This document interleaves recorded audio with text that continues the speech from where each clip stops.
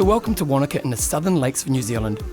It's very early morning here and a long day ahead for the athletes competing in this year's Challenge Wanaka long distance triathlon. So the athletes are making their way down to the lake and they're gearing up for the opening stages of the triathlon. Absolutely perfect conditions here for the start of the race. And a record number of participants in this year's Challenge Wanaka with teams events, half distance race, age group and of course the traditionally strong pro field. I think the field's just as strong as ever. I raced here in 2011 and 2012 and it's definitely on a par with those fields. Obviously having Richard Usher here is I think a big boost for the race. He's got the legend tag, so it's good to have him here, and obviously the defending champs back, Dylan. So it's a great field and they'll definitely be hard to beat. So I'm really looking forward to the challenge. A little bit scary, to be honest. I think Richard Usher's probably the biggest name out there. He's an absolute legend in New Zealand, you know, and I raced him a few months ago in Ashburton and he destroyed me. And then there's some couple good Aussies, Matty White, Courtney Ogden, Scott the Philippus from the US, and even like Dougal Allen. So it's a good field and it should be exciting. Yeah, obviously everyone's going to be chasing Dylan out of the water. And that's probably the only given for the day. There's a lot of guys, there's no real superstars, but there's a lot of guys that are all going to be there or thereabouts in virtually any race they do. I think it would be really unwise for anyone to discount almost anyone in the pro field. In the women's field, all eyes are going to be on Gina Crawford, the 5-time participant and 5-time winner here. She'll be aiming to make it 6 from 6 in an event that she has largely dominated. Like Gina is definitely the top one. Here, my dream is just to get closer to her, really, realistically. She doesn't really have any weaknesses. You know, she's a good swimmer, she's a good cyclist, she's a good runner, and when you're up against someone who's very consistent, it's quite hard, because you have to become exceptional at something else, Well, Candice definitely has great form. She's had some great half-distance races in the last few months. I've had 2 months to train for this race, so I'm not quite in my best strength or fitness yet, but I haven't thought too much about what other people are doing. I sort of tend to just think about getting myself through the race as best as I can. You know, it could be some close racing, but this course is very tough and it could also separate us quite a bit, just depending on how people handle the course. So record numbers here in Wanaka for what is really a celebration of triathlon. Very encouraging to see that there is no lack of willing participants here for what has become known as the world's most scenic triathlon. But not only is it scenic, it is challenging. A 3.8k swim in Lake Wanaka gets the event underway in style and is followed by a 180k bike through the stunning alpine landscape. This is one of the most iconic parts of the event and is followed by the marathon stage, which itself is fairly unique in that it is largely off-road. It may be pretty, but it's a truly honest course that requires proper preparation. Well, you need to prepare properly for the conditions. So you've got to do some open water swimming in choppy conditions, ride a lot of hills on the bike, and also, do some hills running and training. It's all about specificity. What you face on race day is what you really need to train for. That's crucial if you want to go well. Challenge Wanaka is an iron distance race, but from what I've heard from people that have done a lot of these sorts of races in the past, it's a very unique course. And you've got just extremes. It can be really hot. I think the forecast for race day is about 26 or 27 degrees, but it can be quite cold too. And I think it's supposed to start tomorrow morning at about 5 degree temperatures, air temperatures. You've just got to expect everything in Wanaka. I train in this environmental and I kind of know, all the good and the bad bits, and I know if it's a windy day or if it's a rough day that you have to kind of adjust your times a bit and not to worry about the conditions at all. We're all in the same boat. It becomes a huge mental game, I reckon. And I think that's what I'm good in. I love the elements here and, my fingers are crossed for a windy day, but at the end of the day, I'll take what I can get. So here we are at race start, still water out on the lake. 14 degrees today, so it's going to be cold out there for the athletes, but they'll be ready to get into the water and excited about the day in front of them.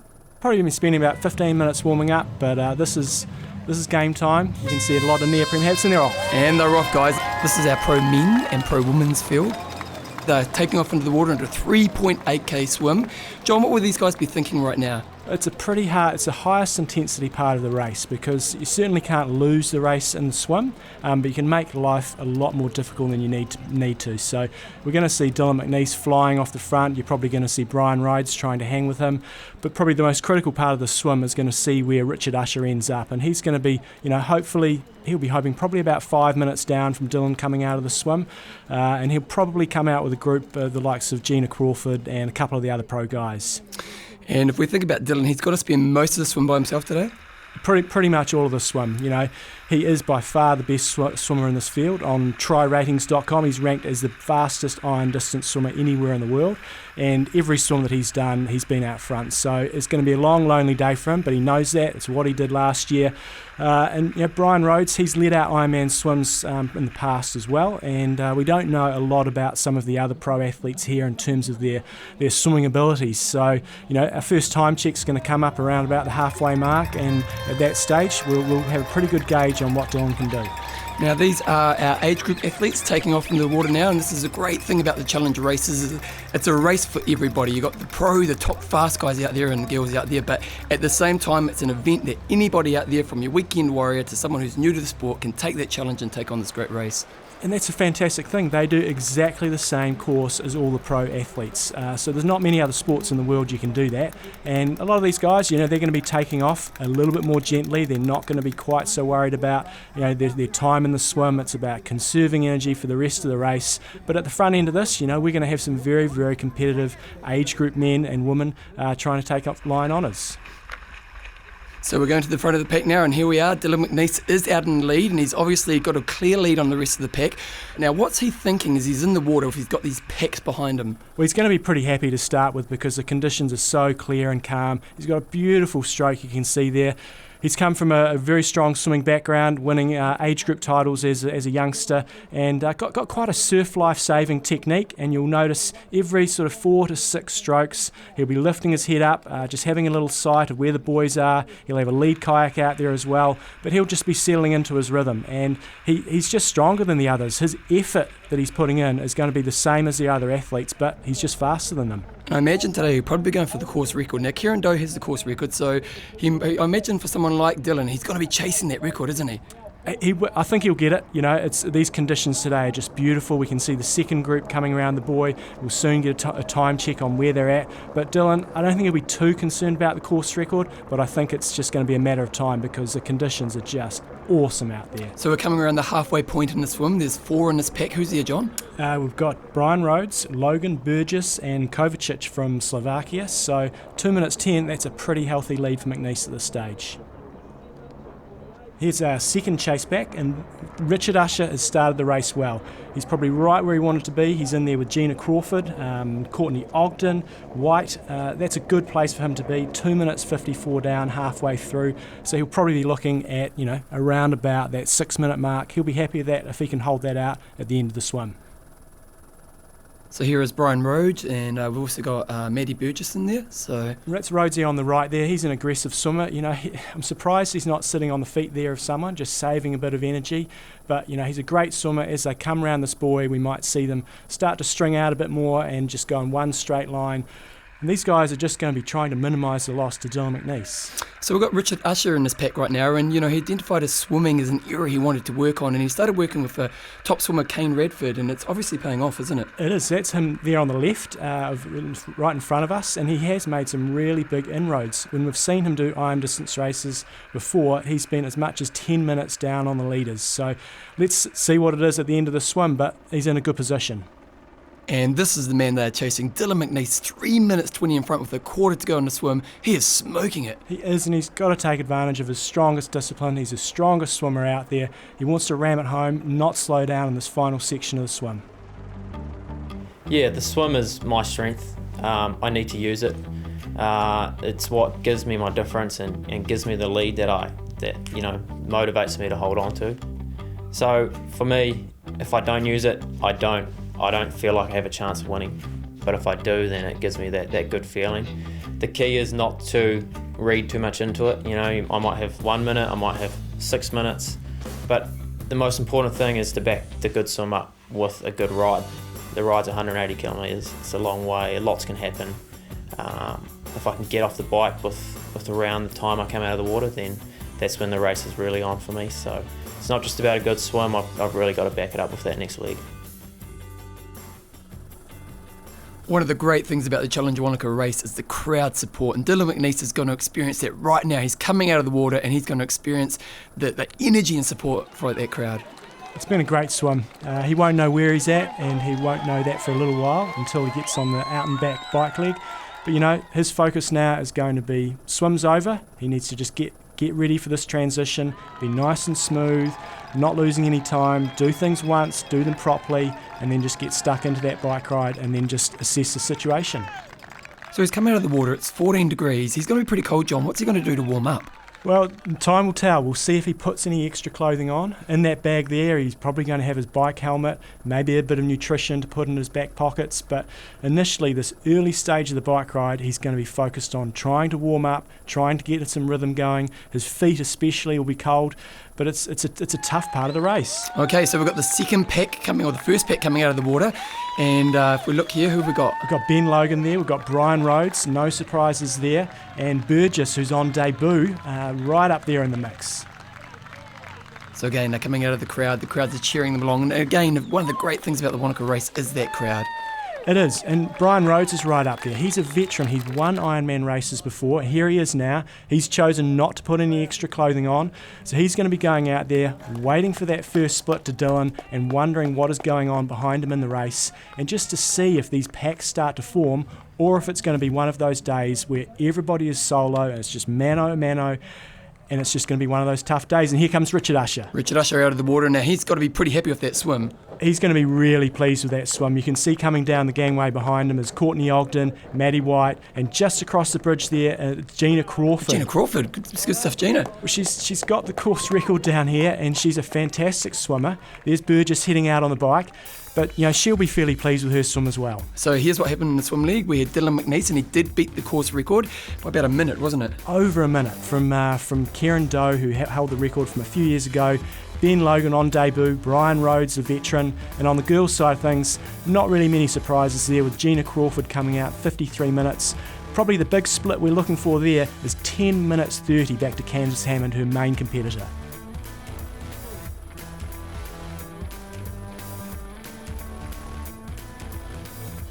And as you can see, it's absolutely stunning. This race has been voted the most scenic race, triathlon race in the world, and you know, it's really showing it, isn't it, John? It is. And this first section, which takes you out towards Treble Cone, is just beautiful. You're biking along the side of the lake. We can see Dylan McNeice there going past the Glendhu Bay camping ground, and he's already into a nice rhythm.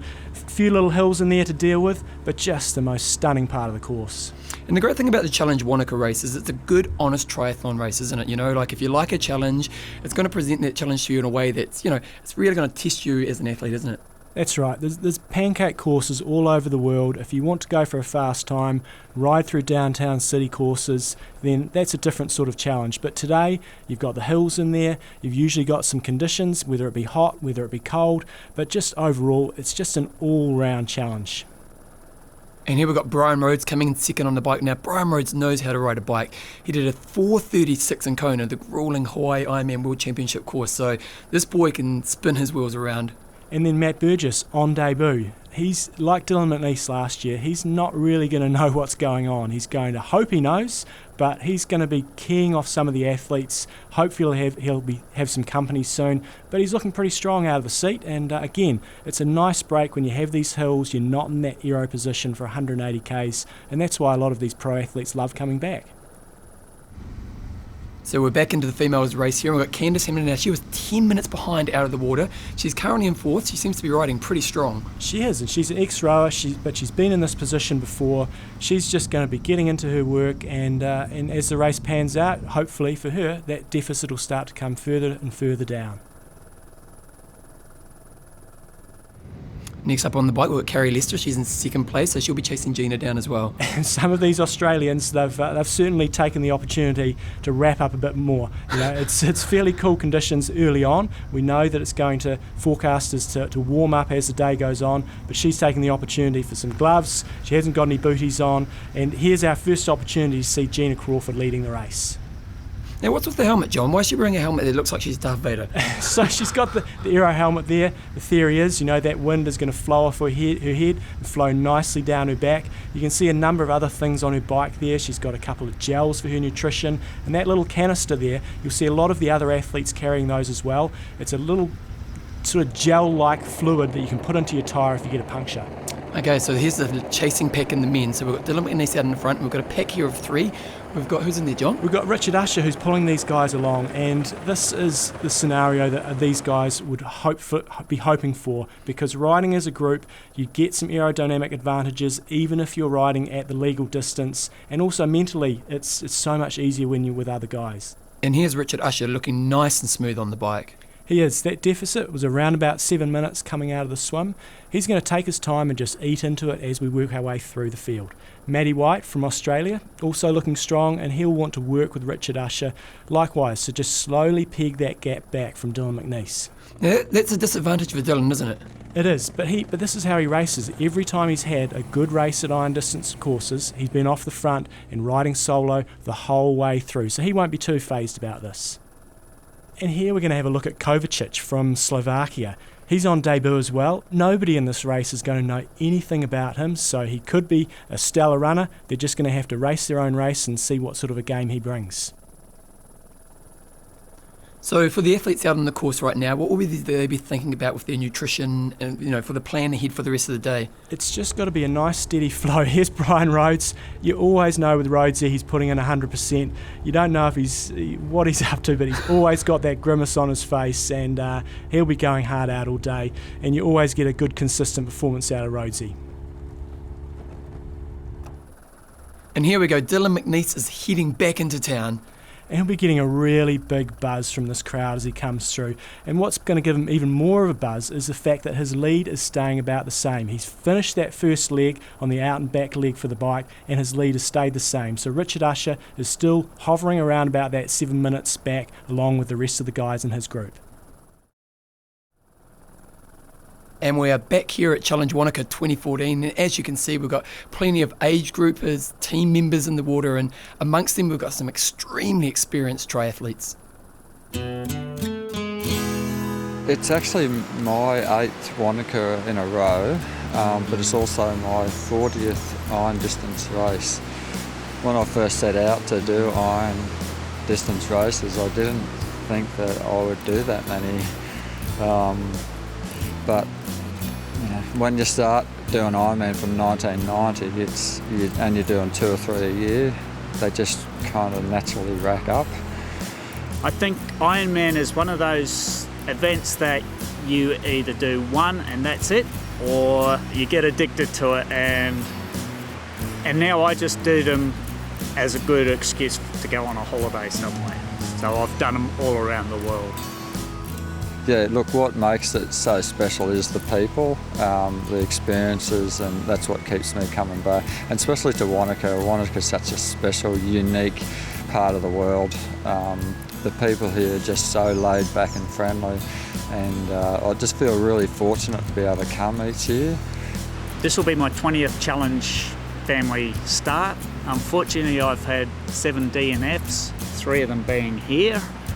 I haven't finished for the last 2 years here, so it's very nervous for me, but hopefully the training's been a lot better this time, so we'll know in less than 24 hours now. My aim is to wear myself out before I get to that hole in the ground. I don't want to go there fit and healthy. I want to be totally worn out like a V8 engine that's been used to its max. So we're heading back out on the bike course, and they're heading towards the Hawea Flats, and it really is one of the most stunning parts of the course. It is. You've got some nice long straights where you can just settle into a nice rhythm. It is pretty flat. You have some gentle ups and some gentle downs, but Dylan McNeice is just doing what he does best. He's just cranking away at the front of the race. It's just an incredibly tough way to win races. He's out there by himself, nobody to look at. He's just got to just knuckle down, get his nutrition in, and just take it bite by bite as he works his way through. But his cadence is looking great, and here we've got second place. Burgess on debut, looks like the guys might be coming up from behind. Quite a bit of head movement there, but the good thing we see here, he's on debut, but he's taking in some nutrition, and that can be a mistake that a lot of these newcomers make in their first race. They just don't get enough fuel on board, so he's looking good on debut. So behind him, obviously Brian Rhodes has dropped away a little bit, because if we look here, now who have we got in this pack here? It looks like there's a bit of a lead change. Or we've got Richard Usher coming up into second place, so Burgess is going to be joined by a pack, probably the best thing that could happen to him for the rest of this day, so he can key off some of these more experienced athletes. But Richard Usher looking really strong, really nice high cadence. You've got Maddie White, the experienced Australian, behind him, but Dylan McNeice, they're just still not taking any time out of him. He's just going from strength to strength, and sooner or later these guys are going to have to start eating to that lead if they want to win this race. And before the race, Dylan McNeice was saying that he's never trained as hard as what he has for this race, so the work he's put in is obviously paying off right now. And here's Gina Crawford looking strong, still leading the women's race. It's a way she likes to race, off the front. She's a strong swimmer, she's a strong biker, she's a strong runner, and she's used to being up here, so she won't be too phased, but she will wonder what is going on behind her and the rest of the race. Well, and this is something that's happening behind her. Candice Hammond was 10 minutes out of the water, but she's working her way through the field right now. She's traditionally a strong biker, and she's starting to play her cards right now, isn't she? She will, and she'll be getting these splits from the side of the road, and she is eking a bit of time out of Gina. She's also got some other girls she's got to deal with as well, but progress for her. She'll be pretty happy so far and moving nicely. So she's in her aero position, and who's this here? We've got Carrie Lester? Carrie Lester, still sitting in second place. She's keeping nice and warm, the Australian, looking pretty smooth. Again, keeping that hydration on, and they're finishing off another one of the legs here, and this is going to be a great chance for all these athletes to see exactly where the rest of their competitors are. And she doesn't have to look that far, because here's Candice Hammond. She's been working through the field. She's up into third place, and she's got her eyes on that second place right now.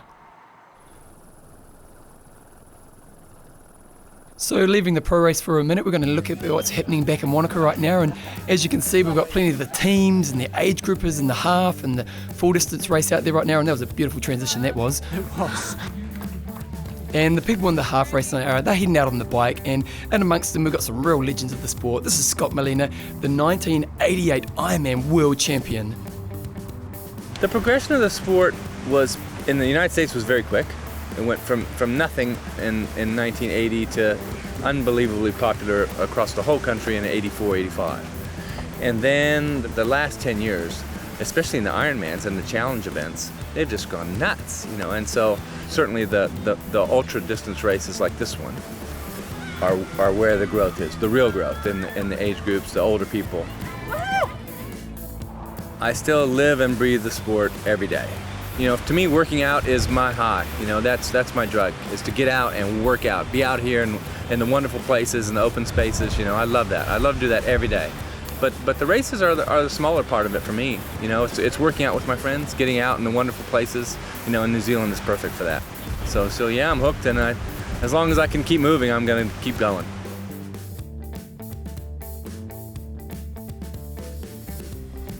Wow, we're back out on the bike course, the female bike course right now, and there's been some major development. Candice Hammond is just looking super strong on the bike. She's in second place, and if we look up the road there, that's Gina. Gina's always led this race. She's been from start to finish. She's the 5-time champion. She's never been in second place, and I think she's about to experience that for the first time right now.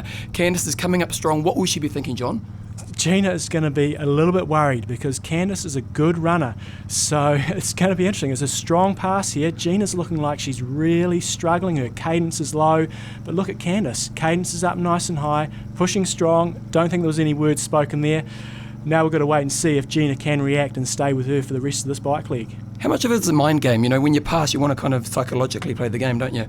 You do, and Gina, as we've said, she's going to have to react here, because she's not used to being second place on this course.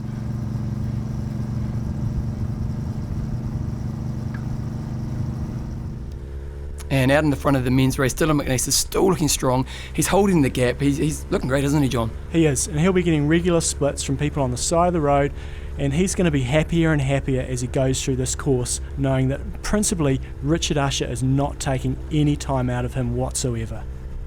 He's really in the perfect position as he's holding that gap, and he's just looking beautiful and strong. But further on down the field, we've got Dougal Allen, and he seems to be just nailing this bike. He is the multi-sporter turned triathlete, second in the coast to coast. He was 17 minutes down coming out of the swim, but he's working really hard, and he is the fastest man out there on the bike course at this stage. Multisport and adventure racing is very much a case of dealing with uncertainties and racing your way through ups and downs, and often you've got moments where you wonder if you'll even finish, and I think by not giving up you guarantee yourself of an outcome you can be proud of. I think I've worked out that if I can ride every kilometre 5 seconds faster than another athlete, that counts for 15 minutes on the bike. So really I'm going to have to take a real patient approach, but really back my ability to ride 180k as well as I know I can, and put myself in a position to be running for those top spots. So Dylan McNeice is now heading into bike transition, into the run transition. 180k on the bike. He's looking nice and strong, looking nice and relaxed jumping off the bike. What's happening here, John? Well, he's going to be starting to think about the 42 kilometres he's got in front of him, but he's looking remarkably fresh. We often see guys coming off the bike struggling, sore back, tight hamstrings, but he's looking really, really nice and smooth. So he's running through the crowd of Wanaka, and these guys are looking, they're cheering him along, and it just gives you a bit of an energy buzz, doesn't it? It does. He's just going to settle into his rhythm, and here we've got second place coming in. Burgess, who's on debut, the other athlete he's passing there is one of the athletes in the half distance race. But this guy, on debut, this is a dream scenario for him. But now reality is going to hit, and we're going to see how well he's paced himself, how well he's fueled himself. 6:18 down. Wow, that's pretty impressive. The big question is, where's Richard Usher? He was riding with Matt not long ago. He's obviously fallen away a little bit. This is a bit of concern for him, isn't it? And it is. It doesn't look like Burgess is sped up. It's Richard Usher may well have blown up out there because he has lost quite a bit of time. But Burgess, coming out of transition, looking sensational. Yeah, he's really got a nice rhythm happening, isn't he? So, here's Richard Usher now. So Richard Usher is nearly 9 minutes behind Dylan McNeice off the bike. Now that's significant, isn't it? Something's happened there because he has lost 2 to 3 minutes in the final 30 kilometres of this bike ride. So he's looking a lot more ginger than those other guys coming through transition. But Dougal Allen, fastest bike ride out there, he is now only 11 minutes down after he was 17 minutes down out of the swim. And Dylan McNeice had a strong ride out there all by himself all day, but probably the biggest praise has to go to Dougal Allen. He rode 4:45, so he took 6 minutes out of Dylan, and we know he's a strong runner, so on debut, we'll see what he can do. I just had nothing. Concrete legs right from the get-go, really. Like, it's not... Some days you just, I forgot my glasses too when I went out on the bike, and I was like, oh, what a muppet. Oh, well, I'll go and have a little run and see how I go. So we're in the early stages of the run, and Richard Usher is looking good. He wasn't looking so good off the bike, but he's taken 2.5 minutes off McNeice in the first 7 or 8k of the run. And he's already run himself up into second place, but he has got to make up 9 minutes on this run, so around about 15 seconds every k if you assume that Dylan runs well. But he's looking pretty good here, but he's going to have to keep it going for 42 kilometres. Now, in the past, Richard Usher has run around 2:46 in Challenge Road? He did. He set a New Zealand course record over there with an 8:02, and he ran 2:46, and he'll have to go close to that today. Matt Burgess coming through on debut. He's looking like he is starting to hurt. It's a long way home when you're hurting. Heading back to the girls' race now, and Candice Hammond is still in the lead. Now they're heading back into Wanaka, and the question is, how much of a lead does she have on Gina right now? They're both good runners, so they're going to need to keep it really close. So, where is Gina? We can't see her anywhere. Oh, here she is. She's coming around the bend now. So she's going to be heading back into town. She's 26 seconds down. So this is going to come down to a run race now, isn't it? Now, we know Gina's a strong runner, but we also know she's changing her technique. So she's working with Matt Dixon to change her technique, and will that have an influence on the race? Off the bike, this is going to be some sore bodies after 180 Ks. It's a beautiful course down here, but 180 Ks on your bike is going to take its toll. Now, like the guys, these girls have got 42 Ks sitting in front of them. Gina is right there. The girls are together. Look at that. So we have a race on, team. It's looking pretty exciting right now. 2 girls, 2 strong runners. It's going to be a bit of a chess game out there. Who's going to be the person who pushes and who breaks first in this run? A few tactical challenges yet. Candace put her shoes on right in transition while Gina actually went into the tent, and she's managed to grab a few more seconds. So we've got an exciting race here. So Gina's heading over this little kind of bridge here, which is a little bit unfair right now, isn't it? The last thing you want to do is run up a bridge. It's going to be a struggle for anybody to catch those 2 leading girls now. There's such a strong lead. But Simone Mayer, she is a really strong runner. 15 minutes down. If those girls crumble, she's got a chance. And if we look at the bike splits here, we can see that Candace Hammond just had an amazing bike, didn't she? She did. She turned around a massive deficit out of the swim to be 26 seconds in front of Gina heading into the run. And Simone Mayer heading out in 4th place. Now, she's a German athlete and she's based in Wanaka. So she comes to Wanaka, she comes and trains in Wanaka, and a bit of a lovely soul. She's got lots of energy, and she'll be out there looking for the challenge right now. And here we can see Dylan McNeice. He's along the top section of the course, looking really strong. He's always got a nice technique, right up on his toes, and Richard Usher is taking time out of him, but at this stage, is it going to be enough? Yeah, so what will we be thinking? He's on that slight downcline now, he's got that decline happening in his run. He'll be using his technique to make sure he's using gravity to help him go faster. But what's he thinking at this stage in the race? He's going to have a lot of friends out on that course that are going to be telling him what's happening behind him in the race. And he's going to know roughly what he can run, and he's going to know roughly what Richard Usher can run. Well, I think the important thing to look at now, John, is Richard Usher is not taking any time into him, is he? No, this is a tough part of the course. You've got lots of little rollers here, and Richard's looking good, but it's not taking enough time. It really becomes a game of survival now. Richard can't go any faster, so it's about can Dylan maintain his speed and not lose the lead. And another man who's making some big moves out there is Dougal Allen. He had a fantastic bike ride, and whilst he doesn't look like he's moving incredibly fast, the times are starting to come down, and he's going to have the other guys in front of him within his sights. Look, there you go. There's a guy right in front of him right there. So he's going to be chasing down that 3rd spot right now, and he's got a nice smooth run style, and so he's got that carrot in front of him, hasn't he? It is, and it was Burgess who's on debut. He's just getting slower and slower. And here we go. This is the pass. Dougal Allen on debut, moving into 3rd place. Now he's got to be over the moon with that, coming into this race, not being a swimmer, being a multi-sport athlete, to come into the, Challenge Wanaka distance, to be moving into 3rd, he's going to be feeling pretty good right now. And does Matt Burgess have any answers? Well, doesn't look like it. That's a no. So he'll be attacking home, heading down. He's probably how much further in the race, John? They're going to be coming up to the end of lap 1, so he's still got plenty of time to see what's happening up in front of him. And these races can change pretty quickly. If you explode, you can lose time very fast. And someone who is running strong right now is Simone Mayer. She's just looking really strong out on this run course. She's had plenty of podiums here in the past, and she's showing with her speed that she continues to get better. We all want to win. That's why we're here for.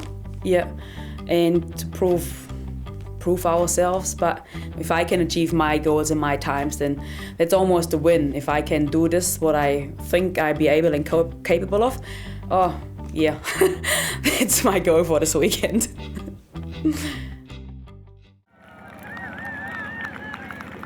Wow, so as we head out into the females race here with Candace Hammond, she's coming to the outlet track and she's heading up Gun Road. It's pretty close, John. There's only a minute between the girls right now. Anything can happen at this stage. A minute is nothing in this race. But look at Candace. The arms are driving strongly. She's looking pretty good. She's got a long turnover, hasn't she? She's got a long stride rate, isn't she? She has, but looking really good. And we look at Gina here. Very different technique to what we've seen Gina run in the past. Her hands are now a lot lower than what we've seen before. Still got that fast cadence, taking on plenty of fuel early in the run, but she's making some big changes this year, and we're going to have to see if that pans out to be equaling first place or not.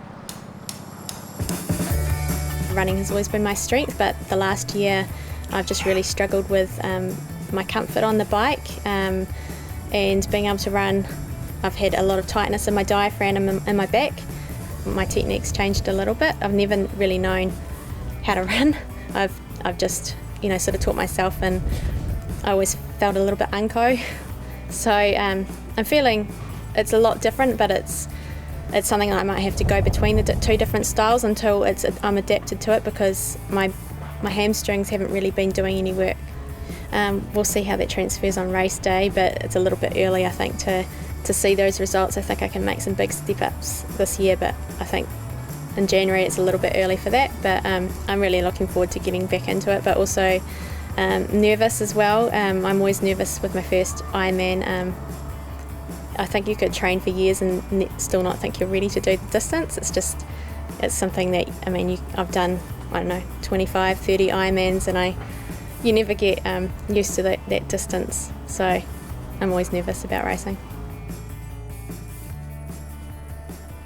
Well, it's pretty obvious that the changes that Gina is making are really affecting the way she's racing today, isn't it? And it's going to take some time for her to get used to it.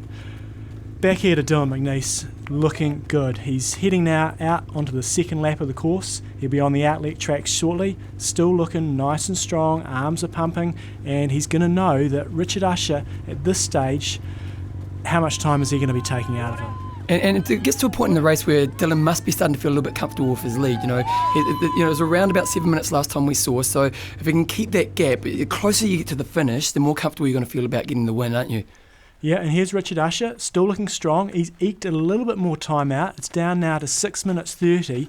But, if we think about the maths, he should have been another couple of minutes up the road if he wants to catch Dylan. So that when these guys go through the 30k mark, they're going to start thinking about the finish, but it's still a very, very difficult part of the race. So Richard Usher, if we look at his facial expressions, it doesn't look like Dylan looked relaxed, didn't he? Richard, not so relaxed. There was a grimace there. Dougal Allen now sitting in third place. He's going to start thinking about his multi-sport buddy Richard Usher, who's up the road, and Richard looked like he might have been slowing down a bit. So, as we were saying earlier, in this race, you're never guaranteed your result until you get to that finish line. And Richard Usher, well, we were about to see what's going to unfold in this race. You can see his hips are starting to drop. He's not driving through his back leg quite so strongly. And Dylan is going to be up the road. Does not need to go any faster. It's Richard. It's his race to try to get up the road and win. Well, here's an age grouper catching up to Richard Usher, and to be honest, an age grouper shouldn't be able to catch someone. He's on his first lap, but Richard Usher is such a high-quality athlete, so it shows that Richard is obviously not having his best day today. He is struggling, and his thoughts may well start to change from, am I going to win this race, to how far behind is Dougal Allen? And look at Dylan McNeice, just see the comparison. Dylan McNeice is just looking relaxed, he's upright, high turnover, he's looking at his watch, he probably knows his splits now, he's feeling pretty comfortable. It's about how do I get to the finish line as fast as possible now. He won here last year and it got his year off to a fantastic start. I had quite a sort of delay until the next race in Taiwan. It was about 16 weeks, and I went there, felt like a bit of pressure on me. But I managed to come away with a win there too, and that was a massive confidence booster. From there I went straight to Europe and had a crash in my first race, and it kind of set me off on the wrong foot. I had challenged Roth, the biggest of the challenge races, only 5 weeks after that crash, and I struggled to get back on top of training, and great experience in Roth, but not a great race. I'd love to go back and have a good one there. And then I had one more and just out of Amsterdam, and I got sick the week of that, so kind of went from a double high down to a double low, and that's racing, that's all part of it, and I learned a lot of lessons last year, and I think I'll definitely be better for them this year.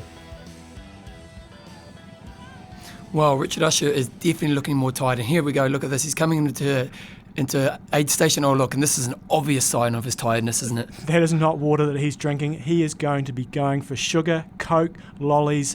All he can think about now is getting to that finish line. This is going to be a very difficult last few Ks for him. Yeah, so he'll be getting the nutrition, and I'm trying to get a charge from the nutrition, but really if we're thinking about the race now, it's a race for second place, isn't it? It is. And here we go, here is Dylan McNeice. He is looking strong, he's going to come around the corner, he's going to see the big crowds of Wanaka, and these crowds are fantastic. We've had the biggest crowds ever in Wanaka this year. He's going to come around the corner, he's going to hear the crowds, and I imagine he's on cloud 9 right now.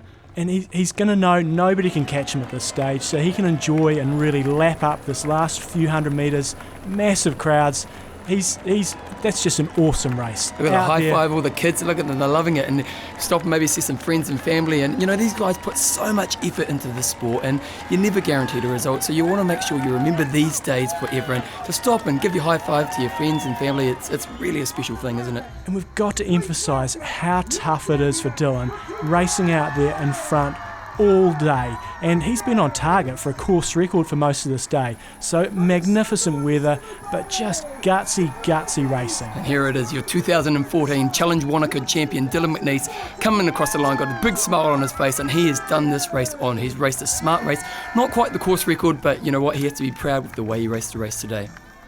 Certainly does. 2014 champion gets a hug from race director Victoria, and now is the time he can start lapping it up. Here comes Richard Archer. Gutsy race. He does not look that comfortable, but he's hung tough. Yeah, and the experience he has as a multi-sport athlete really has shone through. He's had to dig deep today, but I'm sure he's still proud of the effort he put into it. He's a professional athlete, solid day out there, second place, another very solid day for Richard Usher. I felt like I had a really good swim. I was sort of swimming with the pack that I sort of hoped I would be, and got out of the water feeling pretty positive. And I don't know exactly what it was, but I just didn't really have the legs that I sometimes have. And Dylan had a really great day today, and all class. So well-deserved win for him. Friends out there again giving me splits all the time. The one I was most surprised with, apart from holding that sort of 7 minutes on the bike, was the first run split I got was Richard at 9:15. So I don't know if he punctured or what happened, but that to me was like, I can hold 9:15. So that just gave me so much confidence to run my own race and not worry about him. And had it been 5 minutes, I might have, it could have been a different race. He could have, felt like I was a bit more achievable, and so it worked out well. And here's Dougal Allen, he's coming in at third place. He's made the transition from coast to coast where he got second, and he's come over to Challenge Wanaka, third place today. He had an amazing bike out there today, and he's backed it up with a really solid run. He's got to be over the moon with this performance, and he can cross that line being proud of his transition into long course triathlon.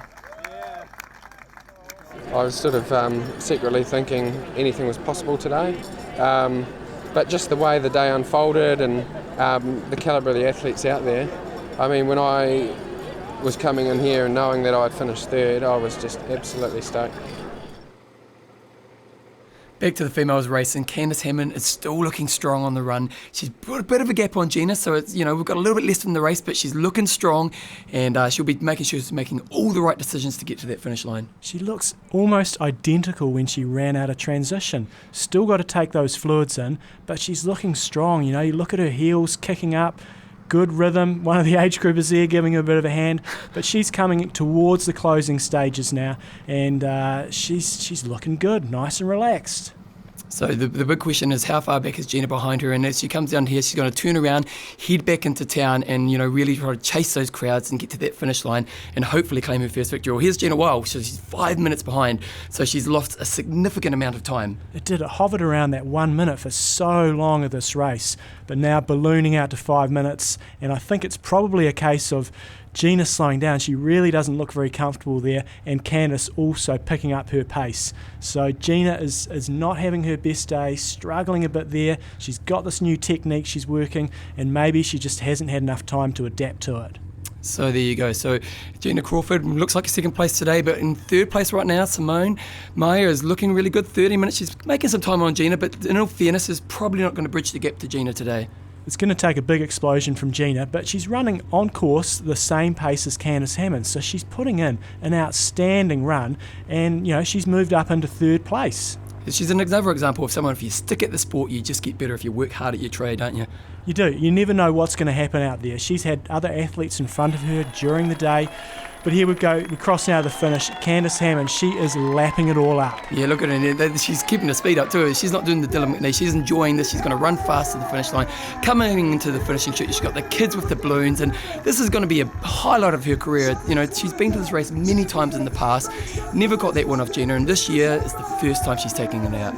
And all round, she's going to be thrilled. The kids behind her, 9 hours, 33, 54, awesome day at the office, and any moment now it's going to start dawning on her that she has just gone out there and beaten Gina, who is one of the very, very best female triathletes in the world, and she's just loving it. Yeah, a very special moment.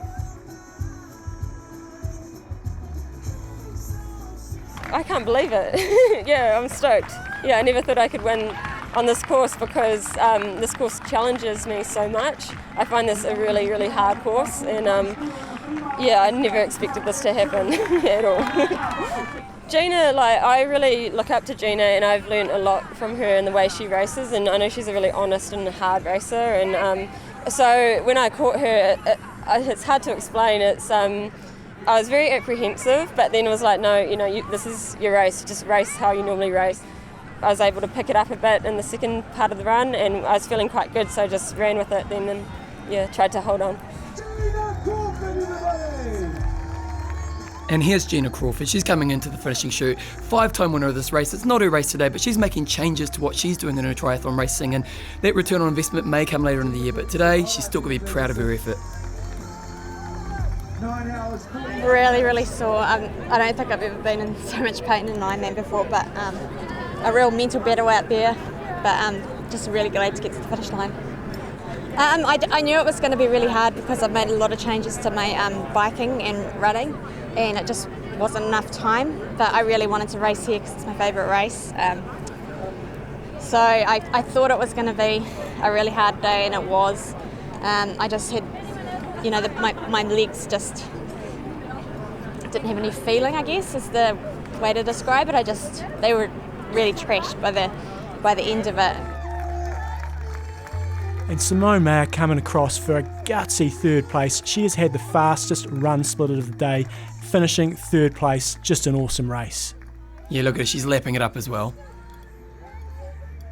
Came off the bike and started running, and I felt actually pretty good. I was like, all right, let's do this. And yeah, here we are. And on podium, I'm stoked. I'm really stoked that I'm on podium. Gina Crawford. Oh, John, it seems a little bit cruel having to climb up onto that podium right now. Gina Crawford, she's just in an iron distance race, but she's getting up there, second place. And then we've got Candice Hammond, who will be taking out first place today. Breakthrough victory, again, beating one of the very, very best in the world. And Gina, she has got to be absolutely over the moon with that. Yeah, and it's not just that she beat Gina today, she beat Gina at the race that Gina has never been beaten at before. So she's got to walk away from this race with her chest held high and be proud of her effort. So in the end, pretty comfortable 8-minute victory. So in the boys, here's Dylan McNeice. He's coming up, first man to ever get the back-to-back win in Wanaka, and he did it in style today, didn't he? Last year he beat world champion Chris McCormick. This year he's beating Richard Usher. He's got to be incredibly satisfied of the way he raced and the calibre of that field. An 11-minute victory, that's pretty comprehensive. Oh, incredible, absolutely incredible. I think this year, well, the weather conditions were amazing for a start. It was so nice to see a flat lake in the morning. And a history was made. First time a male's gone back-to-back with Dylan's back-to-back win, 2 from 2. Awesome result for him. Really, really, really strong. It was a really strong race. We had a record crowd of spectators out there today because the conditions were so great.